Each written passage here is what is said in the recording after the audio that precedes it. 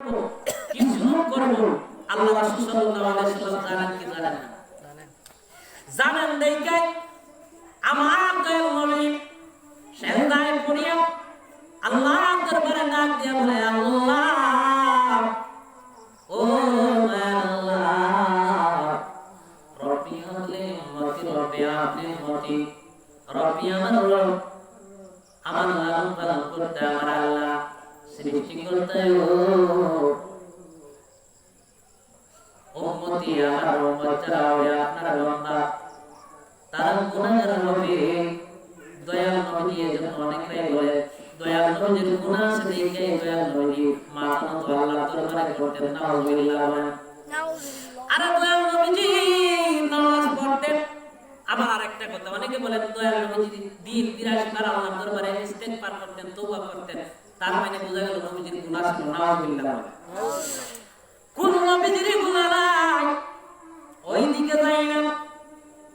আমার দয়াল নবী রহমাতুল লিল আলামিন শাফায়াতের কান্নারে সেজদার মধ্যে কান্দেন, রব্বি হাবলি উম্মতি, রব্বি হাবলি উম্মতি, আল্লাহ আমার উম্মত গুনাহগার, আমার উম্মত গুনাহগার, আমার উম্মতকে তুমি maaf করে দিও, আমার উম্মতকে তুমি পার করে দিও।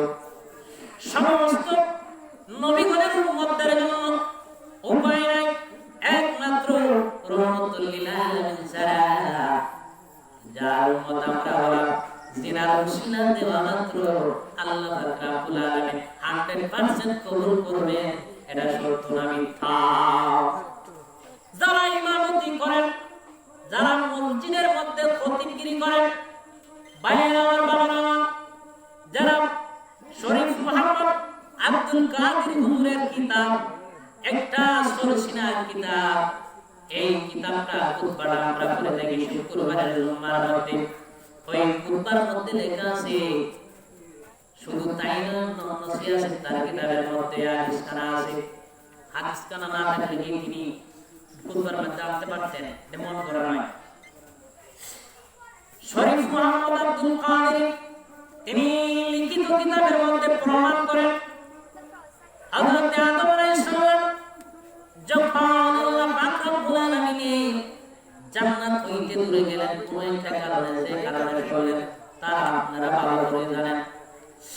হযরত আদম আলাইহিস সালাম, হযরত হাওয়া আলাইহিস সালাম দুজনেই জান্নাত থেকে, আল্লাহর শান্তিদায়ক স্থান থেকে, বেহেশত থেকে যখন সরে দাঁড়ালেন, একটা পাহাড়ের মধ্যে যখন দিলেন, আল্লাহ পাক দুইজনকে দুই জায়গার মধ্যে দিলেন, তাদের আলাদা থেকে দূর করে দিলেন, বিচ্ছিন্ন করে দিলেন। ওই মা তো কোনো ভাই নাই, হযরত আমার বাবা তোমার বাবা আদম আলাইহিস সালাম কাঁদতে লাগলেন। হযরত আদম আলাইহিস সালাম যখন তিনি কাঁদতে লাগলেন, কাঁদতে কাঁদতে কোন কিতাবের ভাষায় এসেছে তিনি 152 বছর কেঁদেছেন, অনেকরাই বলেন 200 বছর কেঁদেছেন, অনেক উলামায়ে কেরাম বলেন 300 বছর কেঁদেছেন। তে যাই হোক, 10 বছর কাঁদেছেন। হযরত আদম আলাইহিস সালাম কেঁদেছেন 300 বছর, কেন 10 লাখ 350 বছর কেঁদেছেন। 10 লাখ তিনি যদি 10 বছর কেঁদে থাকেন, আমি একটা হিসাব করে দিতে চাই হুজুর আপনার কাছে। 365 দিনে হয় 1 বছর, 12 মাসে হয় 1 বছর, 22টা সপ্তাহ, 27টা সপ্তাহ হয় 1 বছর, 52 সপ্তাহ হয় 1 বছর, আর 30 সেকেন্ডে হয় 1 মিনিট, 60 সেকেন্ডে হয় 1 ঘন্টা। এই সময়টা, এই মিনিটটা, এই টাইমটা সদা সর্বদাই তিনি কাঁদছেন কি কাঁদছেন না? কেন কাঁদছেন? তাকে যেন আগের জায়গাতে নিয়ে যাওয়া হয়। এই আমার গভীর মনোযোগ, অন্তরের মধ্যে কান লাগা, তিনি কাঁদতেছেন, আল্লাহ পাক রব্বুল আলামিন তার কান্না, দোয়া, মুনাজাত, ইস্তেগফার আল্লাহর দরবারে কবুল করেন না। বাকিটা আমি একটু পরে বলি। এই জন্য বললাম, এই কথাটা কেন বললাম? এখন আমাদের সমাজের মধ্যে নামাজ পড়ে, রোজা রাখে, আর বলবে আর শুধু ইস্তেগফার করো আর কোরআন পড়ে খতমে ইউনূস পড়ো, খতমে বদর পড়ো, খতমে আম্বিয়া পড়ো, খতমে শিফা পড়ো, বিভিন্ন ধরনের তাসবিহ তাহলিল শিক্ষা দেয় আমাদের মধ্যে অনুমান রাখে। ওয়াইলুল মুসাল্লিন নামাজ শিক্ষা দেয়, কিভাবে রুকু করা লাগে সিজদা দেয়, কিভাবে সিজদা করা লাগে শিক্ষা দেয়, গোসলের ফরজ সুন্দর করে শিক্ষা দেয়, গোসলের ফরজ চারটা তিনটা কি করে শিক্ষা দেয়, উযুর ফরজ চারটা খুব সুন্দর করে শিক্ষা দেয়। ছাত্রদেরকে আরবি 29টা হরফ তাসবিহ অনুযায়ী শিক্ষা দেয়। শিক্ষা দিয়ে এমন শিক্ষা দেয় রে, শিক্ষা দিয়া শেষ পর্যন্ত বলে তোমরা সদা সর্বদা নামাজ পড়বা, রোজা রাখবা, হজ করবা, যাকাত দেওয়ার মতো ক্ষমতা থাকলে যাকাত দিবা, ফিতরা দেওয়ার ক্ষমতা থাকলে ফিতরা দিবা, এক ওয়াক্ত সালাত কাজা করা যাবে না। আর নামাজ পড়তে পড়তে তোমরা পারলে তোমরা কপালের মধ্যে দাগ পালায়, ওই দাগটা যেন আল্লাহর দরবারে কাল রোজ হাসরের দিনে যেন জিলিক জিলিক করে। জিলিক জিলিক করলে কি হইব? ছাত্ররা হুজুরে প্রশ্ন করলো, হুজুর বলল ছাত্ররা, টিচার বলল স্টুডেন্টকে, ও ছাত্ররা তোমরা শুনে রাখো, তোমরা নামাজ পড়লে আল্লাহকে পাইবা। ছাত্ররা প্রশ্ন করলো, ও আমার শিক্ষক, আমরা নামাজ পড়লে আল্লাহকে পাইব ঠিক নেই? অন্য নবী আছে আল্লাহ রাব্বুল আলামিনকে দেখতে পাচ্ছেন না, হ্যাঁ অনেক অনেক ফেরেশতা আছেন আল্লাহ রাব্বুল আলামিনকে দেখতে পাচ্ছেন না। আমরা তো সাধারণ, আমরা কি আল্লাহকে দেখতে পারি?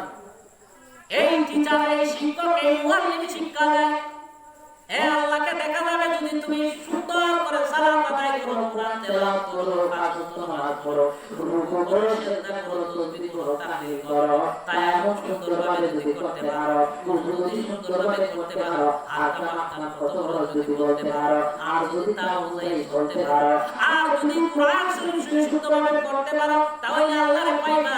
শুধু তাই না, জান্নাত পাইবা। নাউযুবিল্লাহ। এই আমার আল্লাহ, তোমার চাইতে কি এলিম কম ছিল নাকি ফেরাউনের? তোমার চাইতে তো আমল কম ছিল না এজিদ সীমারে, যে সীমারে আমি বলতে চাই ইমাম হাসান হুসাইনকে হত্যা করেছে, শহীদ করে দিয়েছে, রক্তাক্ত করে দিয়েছে, রক্ত মুবারক জড়াইছে আল্লাহর রাসূলের তারাই। তাদেরকে কুচখবর নিয়ে দেখা হইল, যারা আল্লাহর রাসূলকে আঘাত করছে, অত্যাচার করছে, তাদেরকে চিনতে গিয়া, খুঁজ করতে গিয়া, তাদেরকে তথ্য নিয়ে দেখা গেল তারা কোনো হিন্দু নয়, তারা কোনো খ্রিস্টান নয়, তারা কোনো বিধর্মী নয়, তারা হচ্ছে মুসলমান।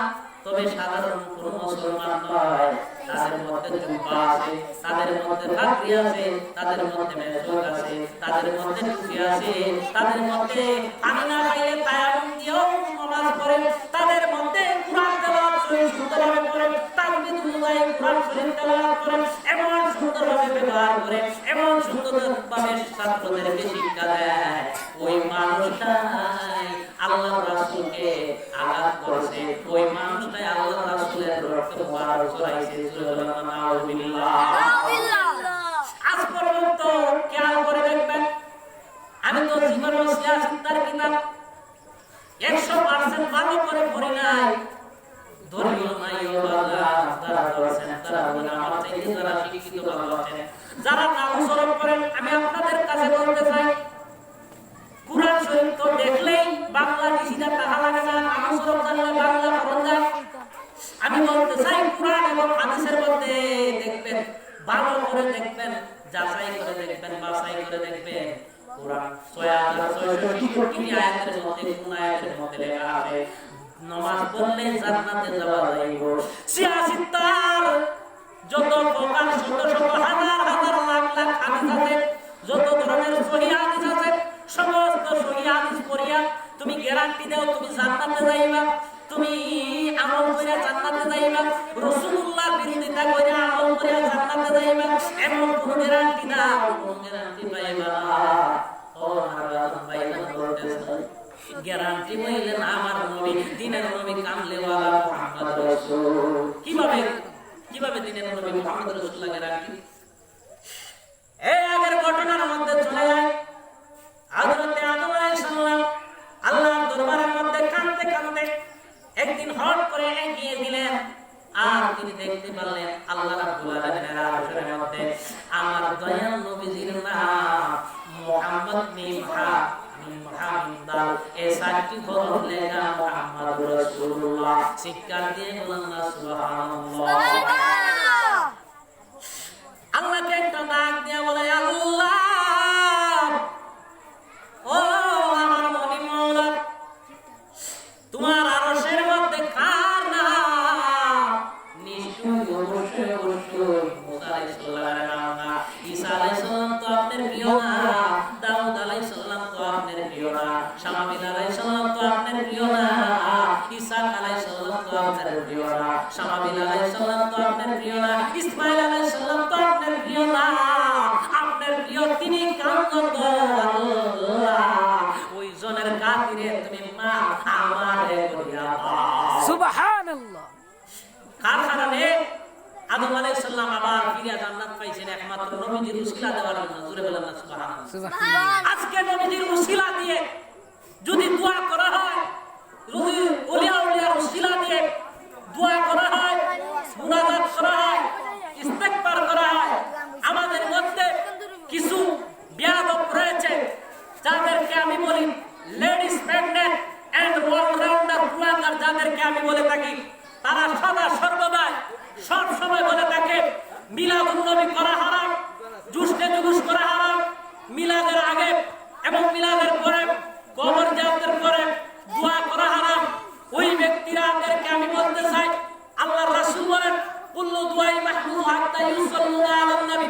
আল্লাহর রাসূল বলেন, আল্লাহর রাসূলের একজন সাহাবী তিনি বলেন মান নাসিয়া যাতা আলাইয়া হাতিন তারিকুল জান্নাহ। আল্লাহর রাসূলের একজন সাহাবী বলেন, তিনি বলতেছেন ফরমাইতেছেন যেই ব্যক্তি, যেই মানুষ, যেই মুসলমান, যেই নামাজি, যেই হাফেজ সাহেব, যেই কারি সাহেব, যেই মুফতি, যেই মুহাদ্দিস, যেই মুফাসসির রাসূলুল্লাহর প্রতি দুরূদ শরীফ পড়লো না, মিলাদ পড়লো না, রাসূলুল্লাহকে সম্মান করলো না, সে যেন বেহেশতে যাওয়ার পথ ভুলে গেল। জোরে বলেন না সুবহানাল্লাহ। জান্নাতে যাইবার পথ যদি ভুলে যায় তে নামাজ লাভ কি? জান্নাতে যাইবার পথ যদি ভুলে যায় তে রোজা লাভ কি? হযরত আলী রাদিয়াল্লাহু তাআলা বলতেছেন কুল্লু দুআই মাহফুজ হাত্তা ইউসাল্লু আলান নবী। রাসূলুল্লাহর প্রতি দুরূদ না পড়লে তোমার দোয়া আল্লাহর দরবারে ঝুলন্ত অবস্থায় থাকবে। আজকে দুরূদ ইব্রাহিম আমাদের মধ্যে অনেকে পড়ে, কই ভাই দুরূদ ইব্রাহিম, ইব্রাহিম নবী বড় নাকি? দুরূদ ইব্রাহিম বড় হলো হবে। দুরূদ ইব্রাহিম যদি বড় হয় আমার প্রশ্ন হলো এখানে কুরআনের মধ্যে 30 পারা, কোরআনের মধ্যে 22 পারার মধ্যে 22 পারার মধ্যে একটা সূরা পাওয়া যায়। ওই সূরার মধ্যে এই সূরার নাম হচ্ছে সূরা আনাম। এই সূরা আনাম হচ্ছে মাদানী সূরা।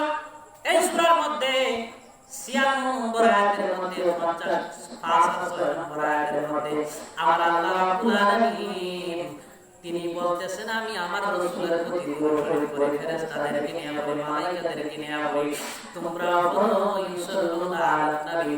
আমার আল্লাহ রাব্বুল আলামিন মুসা আলাইহিস সালামের প্রতি দুরূদ শরীফ পড়েন নাই, ইব্রাহিম আলাইহিস সালামের প্রতি দুরূদ শরীফ পড়েন নাই। যদি ইব্রাহিম আলাইহিস সালামের প্রতি দুরূদ শরীফ পড়তেন তে হইলেন না তুমি ইব্রাহিমের নবীজির উপরে দুরূদ শরীফ পড়তা। আজ কই ফাইলা দুরূদ ইব্রাহিম পড়ো। দুরূদ ইব্রাহিম যদি পড়ো হইতো তে ওই আল্লাহ পাক রব্বুল আলামিন ইব্রাহিম নবীজির উপরে দুরূদ পড়তেন। সূরা আহজাবের মধ্যে আল্লাহ রাব্বুল আলামিন বলেন আমি দুরূদ শরীফ পড়ি নবীজির উপরে। কোন নবীজি? এই নবীজি তো মুসা না, ঈসা না, দাউদ না, ওই নবীজি হচ্ছেন আমার নবী কামলিওয়ালা মুহাম্মদ রাসূলুল্লাহ সাল্লাল্লাহু আলাইহি ওয়াসাল্লাম। এই নবীজির উপরে কেন দুরূদ শরীফ পড়লেন? আর ওই নবীজিকে আমরা কেন মানি শুনে নাও। ওই নবীজির দুরূদ শরীফ আমরা কেন পড়ি? দুরূদ ইব্রাহিম নামাজে পড়ি, আমরা কেন পড়ি না শুনে না। ইব্রাহিম নবীজিরে মানি, অস্বীকার করি না, তবে ইব্রাহিম নবীজিকে বড় নবী মানি না, শ্রেষ্ঠ নবী মানি না, খাতামুন নবী ইব্রাহিম নবীকে মানি না। খাতামুন নবী মানি মুহাম্মদ রাসূলুল্লাহ সাল্লাল্লাহু আলাইহি ওয়াসাল্লামকে। শাফাআতের কান্ডারি রাসূলুল্লাহকে কেন মানি? তরানেওয়ালা নবী মুহাম্মদকে কেমনে মানি? বাসানেওয়ালা নবী মুহাম্মদকে কেমনে মানি? নবীজি হাসরে ফুলসিরাতে সমস্ত গেইটে গেইটে সমস্ত আপদে বিপদে আমার দয়াল নবী কামলিওয়ালা রহমাতুল লিল আলামিন আগায়া যে ব্যক্তিটা হইব দয়াল নবীজির শান যদি একটু তার ভিতরে থাকে তার সুপারিশ করে জান্নাতে নিয়ে যাইব। ওই জন্য আমরা দয়াল নবীজির মানি। কেন মানি?